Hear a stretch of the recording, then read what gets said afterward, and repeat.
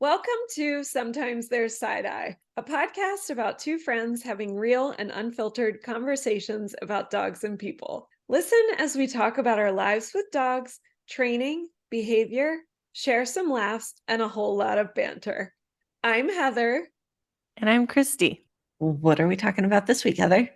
This week, Christy is very excited because Mm. we are going to have a little on the fly discussion about mandatory spay and neuter. Pros, cons, Heather's big feelings. Heather Christy's, has feelings. I mean, of course I have feelings about Mhm. this, Yeah. but I'm just gonna say part of the reason that this came up, I think it's a good topic for us to talk about, but if you're involved in the rescue community, you are probably seeing some things that are really difficult coming across your feed right now Mhm. about Miranda's Rescue Sanctuary, whatever you want to call it, in California, which is incredibly sad Mhm. and incredibly difficult if you worry about keeping your heart safe and do not know about it. Please don't go and read about it. But essentially, it was a quote unquote sanctuary that turns out was very similar to a spindle top scenario. And there are a lot of missing dogs. Yeah. It's basically a house of horrors. Yeah. Yeah. And so a lot of times when cases like this happen, mandatory spay and neuter, it comes to the forefront Mhm. and people start screaming for it.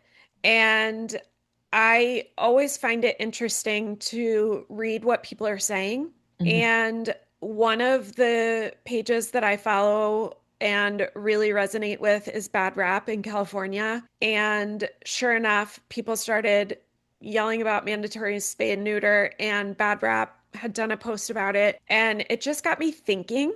And it's Mhm. something that Christy and I have never talked about on the podcast. And I thought, hey, let's have a discussion on the fly and just sort of like see if we can debate this out a little bit because And I what think did I say? I said no. Christy And said then so no. we're here. So we're here And here doing we it. are. Because you know what, Christy, you've gotten a lot of softball topics lately. Oh, And so wow. here we go. I know. Tell me how you feel, Heather. And here's the thing, actually, before we even really get into the heart of it, I will say I understand why people believe that spay and neuter, mandatory spay and neuter, is necessary or they want it. I Mm-hmm. understand surface level, but like Mm-hmm. everything, there's so many nuances to this discussion. And so I don't want you to think, oh, if you're pro mandatory spay and neuter, Mm-hmm. we're gonna like bash you or anything like that. But we are gonna have a real conversation about where we're both at today. Yeah. And And we would and just that ask that you listen. yeah, Yeah. and that those where we're at today comes from our history in sheltering, in rescue, in fostering, and buying for Heather ethically bred dogs. Mm-hmm. Now being in the sports world and having Mm-hmm. both rescue and ethically bred dogs and some not so ethically bred Mm-hmm. dogs in that mix and seeing kind of all of that. I do think we have kind of a unique perspective. It also, for me, comes from a place of believing what's the most healthy for our dogs Mhm. In and our community. what that looks like, right?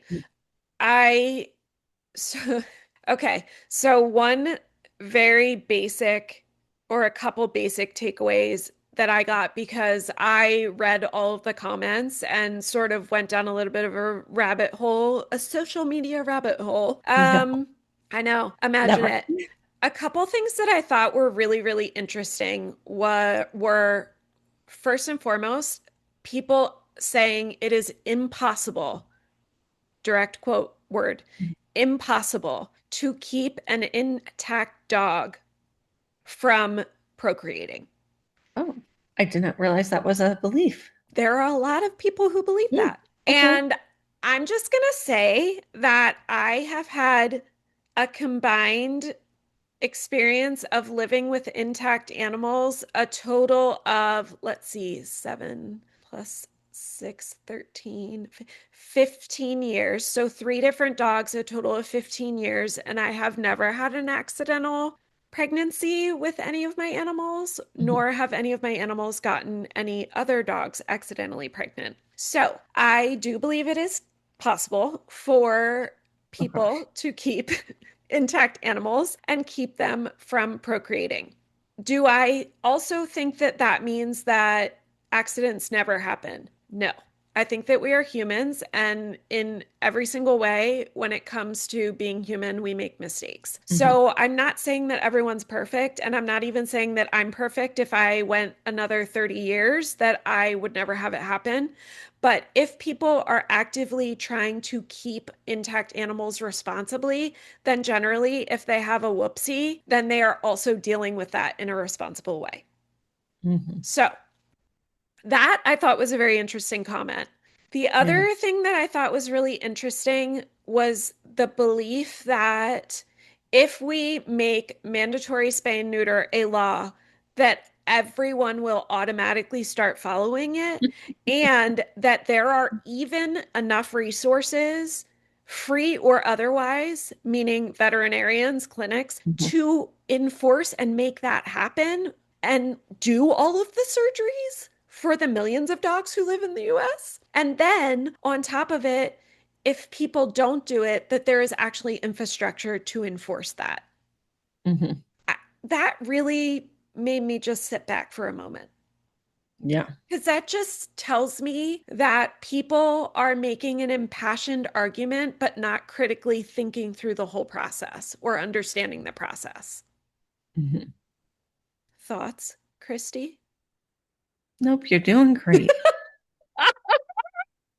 Christy's like, this is not my topic. Well, no, actually, what I was thinking is often laws are put in the books and there isn't an infrastructure. And I Mm-hmm. don't know if we can say, oh, just because there's not an infrastructure, there shouldn't be rules regarding Okay, something. fair. However, and I'm not pro spay and neuter, mandatory spay and neuter, but I also don't love the argument, well, we don't have the infrastructure, so we can't make laws around it. Okay, Because we could do that around everything. And fair. some things that we really do want to have laws around. Like we can't, well, not I'm not even going there. There's Yeah, just a lot of areas we could do that with. fair enough. I think where I struggle with it too is that okay, you put mandatory spay and neuter in on the books. The people who actually need to follow it don't care. Right. Right. But now we have mandatory registration Right? and mandatory vaccination Rabies. for Yep. dogs. Yeah. And guess what? Working in the shelter, volunteering in the shelter, do you know how many dogs came in without registration? Like all of them. Hmm. Very rarely were we like, oh, look, this dog has its collar and its tags and its Hmm. registration, and we just return it right back home. And it's proof of rabies, all ready to Yeah, go. all the things, Yeah. but even responsible dog owners sometimes get late on their rabies or their, Yeah. or sending in registration or whatever. Hmm. Yeah, I also kind of sit with the whole argument of, which I know this is an extrapolation and sort of going against what I was just saying, but if we actually successfully employed mandatory spay and neuter and people followed it, then we would have no dogs. Right. Yeah. And so I would, since I have not gone down the rabbit hole, what are people suggesting? Are they suggesting literally every dog be spay and neutered and then Correct. nothing is left? But I don't think people think that far. They're just like this is what it is. All of these dogs died a horrible, horrific death, and if mandatory spay and neuter was happening, then they that wouldn't have happened to them. And for me, I really struggle with the connection. I struggle with what happened with Miranda's rescue and the heinous things that happened to those dogs and the connection to how mandatory spay and neuter would actually have solved that, I struggle. But Mhm. it's interesting to me that there were multiple posts that that's where it was going. the Mm, connection is a tough thing for me. I just brought up the mandatory spay and neuter for us to talk about because it came about from this yeah. whole situation. Is the thought that if there was mandatory spay and neuter, those dogs wouldn't have existed to be in this horrible abuse of power? Maybe, Okay. maybe, but like we don't have the luxury of going back in time. So Yeah, like right, right. So they it would have existed anyway. yeah, So yeah. just And yeah. so it just doesn't sort of compute for me, but Yeah, so there's like no when we talk about mandatory spay and neuter, they're saying no exceptions, right? well, I think that you have a scale of what people are saying, you know, Okay. they're reasonable, how reasonable they are, but most people, when I read on these particular posts, a lot of them are saying no dog, no one should be breeding. I think that's really what Mhm. it comes down to. No one should be No one breeding. should. Every So dog should then not be able to reproduce. so then they really are putting their hope in people not following the law. So people who don't follow the law of mandatory spay and neuter having oops litters, and then that supplying dogs Supplying, because nobody is wanting to be without dogs. Nobody is like yeah, we should just get rid of dogs. Period. All but dogs also everywhere. but also I kind of feel like it's like they see the today problem. Uh-huh. And worrying about how we would have dogs in the future is a tomorrow problem. The Yeah, today but like that. problem is that there's like an extreme overpopulation problem and like dogs have nowhere to go and they're suffering and blah, blah, blah. Where Yeah, I actually all of those think things are true. Yeah. they are all true. But I actually think that an even bigger today problem is that people don't have the resources that they need or the education that they need. Yeah. And so if I guess in my mind, I'm like, if someone is not educated and doesn't have resources, give it having them be forced to spay their dog Mm, and they don't have a car to even get their dog to a clinic or don't even have a way to pay for their dog's food or you know mhm, what like there's so many pieces that go into that I just feel like the real route to go is education mhm, and then offering resources for people to be able to keep their dogs versus mhm. ever having to send them to the shelter in the first place. And then they never end up in a place like Miranda's. Yeah. Yeah. I mean, if you want to get like big picture, which we're not doing today, obviously you can extrapolate that to how do we also hold accountable shelters and rescues and breeders, everybody. Not this is not a Yeah. shelter rescue problem. This is an everybody problem to Sure. hold accountable to do better by dogs. Yeah. Right. And Mhm, report proper laws, blah, blah, blah. Like I get mhm, all of that. But for the sake of this discussion, mhm, I would rather see resources go into education and helping people keep their dogs in their home, which also goes along with educating them. Hey, maybe we want to think about spaying and neutering because, you know? mhm. Yeah. I do think that's a big problem for people too, is the fact that spay and neuter is so expensive on your Mm, own. I mean, I always get my dog pre-spayed or neutered because I go mm-hmm, through rescue, so it's very mm-hmm. convenient for me. And I know my neighbor who found a puppy that was abandoned. She ended up in taking it, and she had to find a discount place because she was like, Chrissy, it's going to be like 500 over $500. Trin was just under 500, I want to say. Yeah. Yeah. And she's a bit bigger than Trin Yep. already at 4 or 5 months. So Yep. she's a big puppy. And I'm thinking that she did the right thing. She wanted to do the right thing by this puppy. She brought it into her home. She loves it. She cares for it. But man, that's a big burden to put on It people and say, is. like, hey, that you have to pay this large fee. And also on the other side, I 100% believe that should be paid. They're doing a surgery. So there's two sides of the Mm-hmm. coin there Mm-hmm. that I do believe our medical professionals Mm-hmm. in the veterinary field should deserve to be paid. Mm-hmm. But also that payment is a burden on a lot of people trying to do the right thing. Mm-hmm. And so it kind of goes both ways. Like, and I don't know how you would mandate that. Yeah. A little side note to that that I think is really cool that I saw today is that California just signed into a law that California veterinarians can donate up to 4 hours towards free spay and neuter clinics towards their continuing education requirements for their state licensing. So I actually saw that and was like, oh, I think that's really a cool and creative way Yeah. to loop everybody in on a little bit of responsibility to that, but also worth their while, you Yeah. know? And that kind of goes along with what you're saying too. Like, oh, that's a really cool and creative way in my mind where Mhm. vets get continuing ed that they have to do regardless. If they want to stay licensed, they have to. It's a way for them to also give back. They can do it Mhm. in their local community. And so I thought that that was really cool, kind of going a little side note Yeah. on the spay and neuter thing. But I agree. It is expensive, and that's no shade on why it's expensive. I get it. I am lucky enough that I am in a two-income household and keep in mind, Trin's spay came up as a surprise. We were not Mhm. prepared for that, right? Because we went through behavioral issues with her. So I made a split second decision to say, shit, I'm gonna spay her right now. Mhm. And so I literally made that appointment on a Saturday for her to be spayed on Monday. And Yeah. I feel very fortunate that that was okay for us, right? Yeah. But that's not the reality for a lot of people. Mhm. And that sucks. And there's also a lot of education in that goes along with all of it too, for people to Mhm. understand.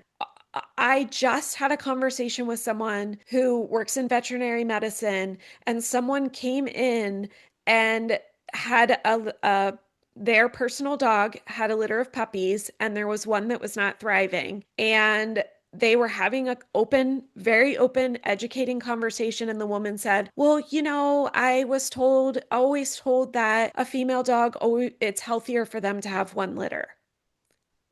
No, Like stop spreading that. Like, these I don't, things oh my are God. still there, right?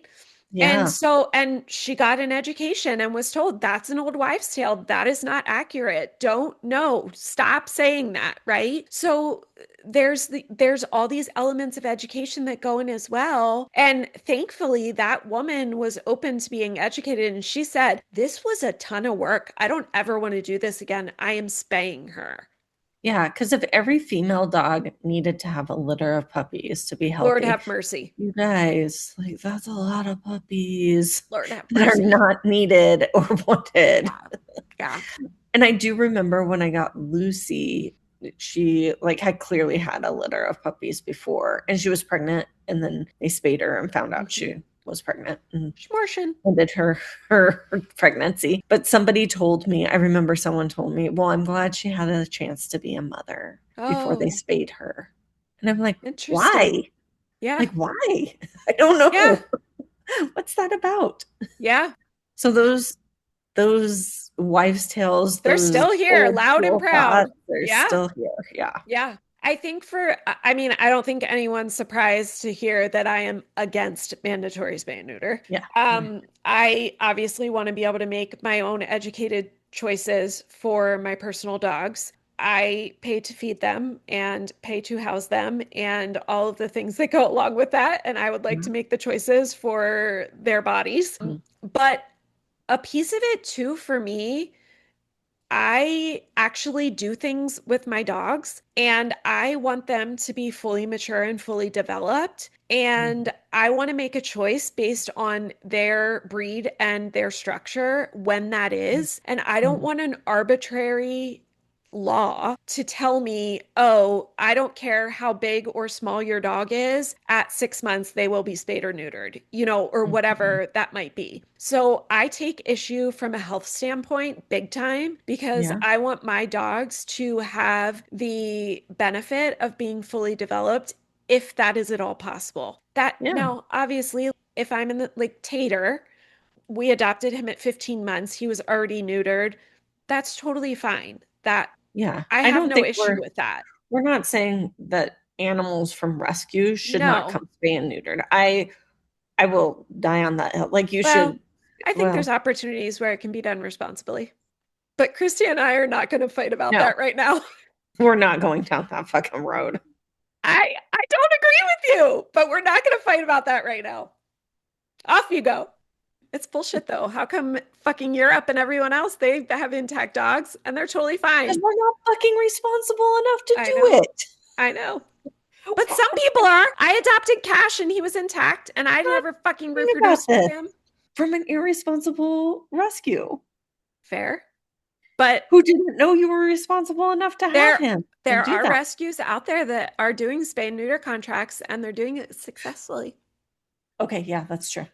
And I do agree with that. Oh, obviously if I'm adopting a dog, I am expecting that they will be Yeah, spayed or neutered before I am adopting them. That most is likely. Yeah. that is most likely Yeah. what is going to happen. Mhm. And that is, I mean, all of my girls were spayed before we got them. So, Yeah. but I'm talking about dogs that I'm going and purchasing somewhere. The Right. the spay and neuter rescue shelter conversation is a whole nother day that Christy doesn't want to have ever come. So that's fine. But I also just really feel very strongly as well that my dogs are my dogs. And Yeah. I don't think that somebody should be able to tell me what to do with them. But then I say on the flip side of that, well, rabies is a public health issue. Is overpopulation a public health issue? Like I'm literally devil's advocating Mhm. myself. Yeah. Yeah. I don't know if That's probably bad wording, but it's, yeah, that's a hard, because your kids are your kids, but the government tells you you can't yeah, beat them. yeah. Okay. You can't abuse them. Like, yes, like that's great. Let's keep that law. Yeah, yeah, Like, yeah. you know? Yes, yes. Yeah. I think it's very interesting because I brought this whole thing up to a vet and her and I were having a very interesting conversation. She is pro breeder, responsible, ethical breeding. Mhm. And so I was asking her, hey, we were sort of saying if there was some sort of licensing, some sort of way to track who's breeding and what are they breeding. It's such a slippery slope to put more regulations and more laws on the books. I know. But we were having like this hypothetical conversation because of this whole thing. And we were like, okay, is there a world where if are a responsible, ethical breeder, you are required to get a kennel license, just a kennel license, and say, this is what I'm doing, this is what I'm breeding. And you were then required to keep microchip records of everything that you reproduce, required to microchip everything you reproduce, required to put yourself and the owner of said animals that you produce. And then the flip side of that, however that all played out, say that you are a person who does not have a kennel license and is quote unquote backyard breeding, comes into a vet clinic, and the vet says, what is your kennel license number? And then if you do not have that, you are fined Hmm. significantly and a first offense situation. And then the flip side of that, if you are a buyer of a puppy and you come in and let's just say the puppy has parvo and you're like, oh, I bought this puppy off Craigslist, and the vet says, do you have the kennel license number? Then you as a buyer can also be fined if you don't have that information. So it puts onus on both sides. And I said, would you as a vet want to have that responsibility? Would you feel comfortable? And she was like, absolutely 100%. Okay. So I disagree with you Off you go. because I 100% believe that pushes people, like when they're having an emergency, Mm-hmm. to not go to their trusted I vet said that too. because they're going to get fined. They don't, they don't trust the vet not to report them. All the things. I think it is not in the best interest of the dogs. also think when we talk about having a kennel license, our massive breeding production, like puppy Hmm. mills, Yeah. most of them have licenses from the government, And that's an which are enforcement not problem. maintained, It's not, and it's they're an enforcement terrible. problem. Yep. Right. So I don't trust that the government is responsibly giving out licenses. So then I believe that we're still in the same, there's no enforcement. Now we're pushing people away from going to their vet when they really need to get to their vet. And we haven't solved any of the problems. We've just put another layer of Hmm. laws that can't be enforced. So I brought up the barrier to like taking their animals to the vet situation Mhm. as well. And the pushback was most of the people that they already have barriers to not go to the vet anyway. Like you're not they're already not doing what they need to be doing. So then if there's already a barrier and they're not going to bring their dog in anyway, why would we put another restriction on them? Because you're saying, don't worry, that's not going to be a problem because they're not going to bring their dog to the vet. But but but but what you we're said saying in the is beginning we can't be afraid to put laws just because right, no, there's but no you're saying enforcement and whatever. right, but you're saying like we should put a law on them that could potentially create barriers, but because they already have barriers, it's not going to put barriers on them. Do you see like So I said the exact same thing. I was like, wasn't that going to stop people from them being yeah. afraid of taking their animals to the vet? And she was like, but they're not giving proper care regardless Mhm, if there's a law or not. mhm, They're not doing what they're supposed to do. So we can't be afraid to try to stop them from for future litters, future dogs, future everything out of fear so that then what's the point of hoping putting the law in there for them if it's not going to make any difference anyway? well, no, because it's about the people who do care and come in and bring their dogs for care that Mhm, the potential for being fined will make them like it's not worth it to them to breed anymore.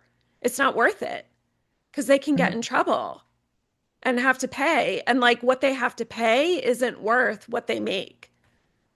Like it just makes it harder. It's another barrier to so that people are annoyed about going through the process of breeding and having more puppies. Like it's mhm. just annoying. What's your idea? Do you I have didn't any? come with an idea. No ideas. No, because honestly, my idea is realistically, there has to be more programs that are accessible to people who need I them and agree. are willing to take advantage of them.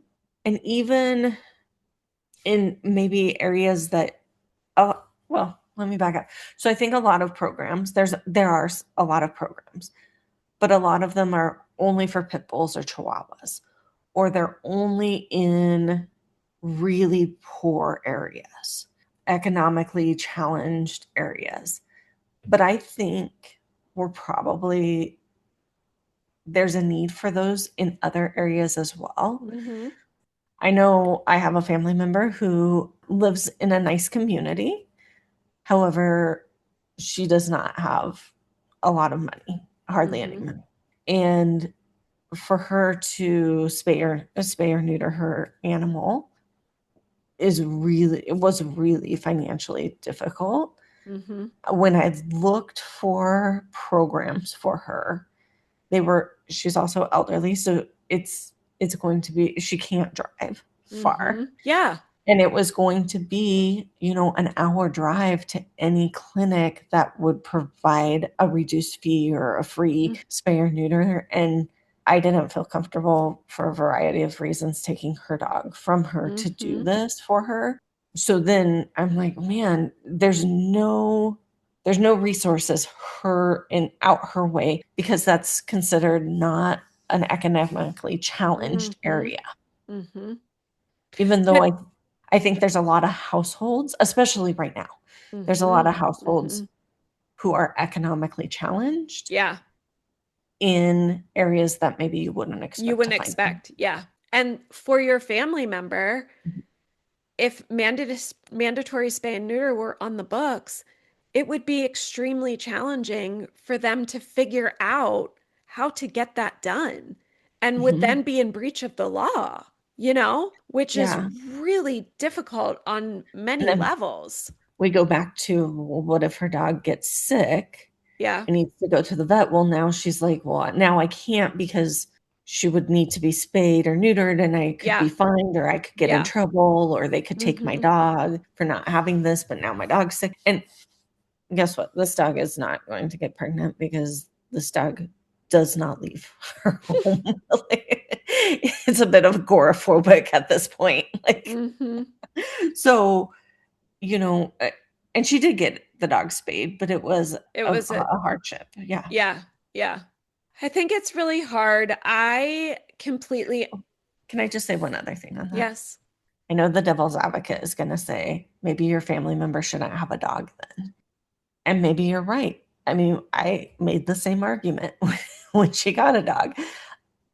However, as a single person, the amount of comfort that dog brings Mm, her is immense. And hmm. I don't I don't think it's fair for us to make a blanket statement that says like Hmm. if you don't have if you're not financially secure, you don't get to have a pet. You don't get to Yeah. have that comfort or love in your Yeah. life. And it's a sensitive topic because I do see both sides, but I just I know that somebody out there is thinking, well, maybe she just shouldn't have it then. But Hmm. there's more to it than just rich people get dogs and poor people don't. 100%. Totally agree. And I agree with you that there are plenty of people out there that their animals are the only thing they have, Yeah. and it's keeping them alive. So Yeah. I'm with you. I also think, obviously, not just anyone wants to have an intact animal. I liken it to not just everyone should have a Rottweiler. Like, Hmm. I really think that the average person is not signing up to deal with a bitchin' season every 6 to 9 months. It's a pain in the ass. It, Yeah. it really sucks.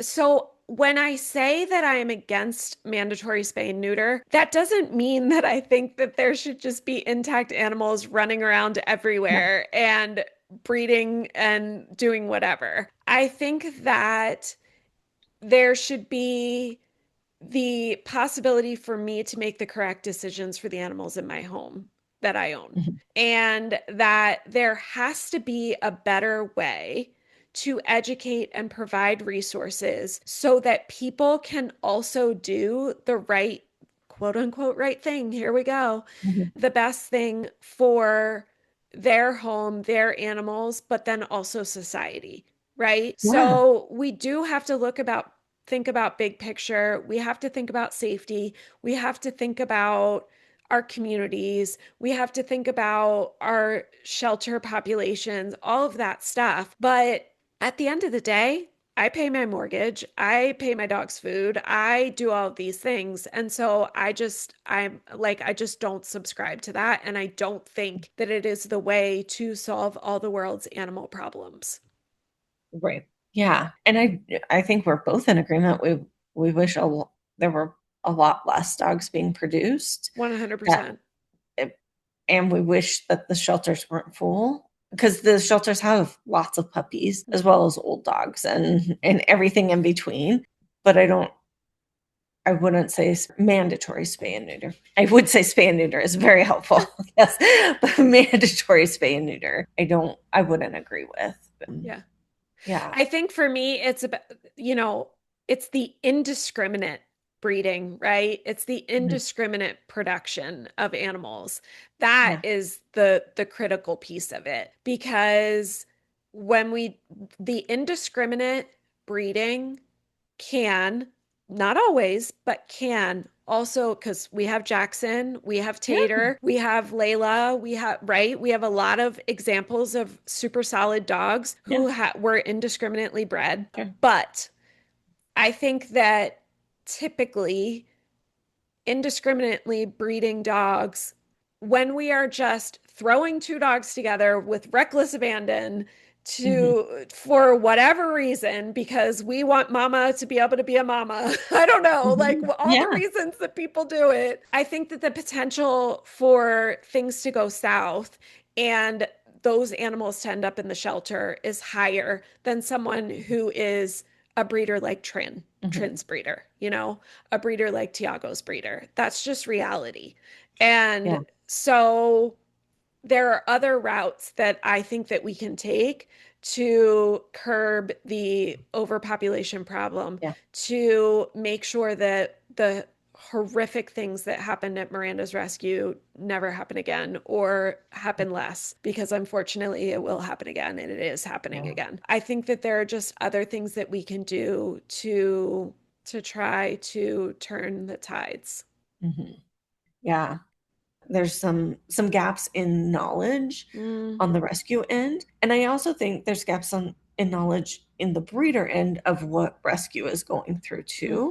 mm-hmm, mm-hmm, But I think before we make these laws that affect literally everyone mm-hmm. who has a dog, that we have to have a meeting of the minds and like a Mm, coming together to understand we got to be honest about what gaps we have in our own mm-hmm, knowledge and what we would need to know to make an educated decision. mm-hmm. I think that's fair. Yeah. I think that's why we continue to talk about it ad nauseum. Yeah. I mean, really, about I feel like the overwhelming theme of our podcast is your relationship with your dog and somehow, some way, all of the different facets of breeders, rescue, blah, blah, blah, somewhere meeting in the middle for the good of the dogs. Yeah. And how do we do that? And it's why we continue to talk the way we do, because if one person can just shift just a little bit, Yeah. it can make a big difference. And that I think this is our way of trying to educate, our way of trying to get word out about different perspectives. And we're not afraid to argue a little bit back and forth and make faces Mhm. at each other because we do come from very different places Yeah. and are willing to push back on each other. Yeah. And if somebody's willing to listen to us go on for 30 minutes and it just puts a little kernel in their mind to think about, maybe I should think about that a little bit. I'm happy. Yeah.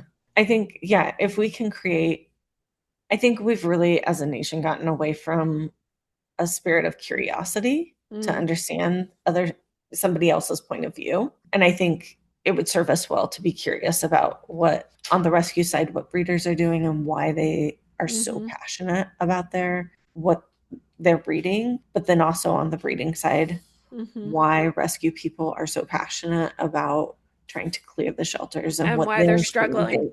Yeah, Yeah. yeah, yeah.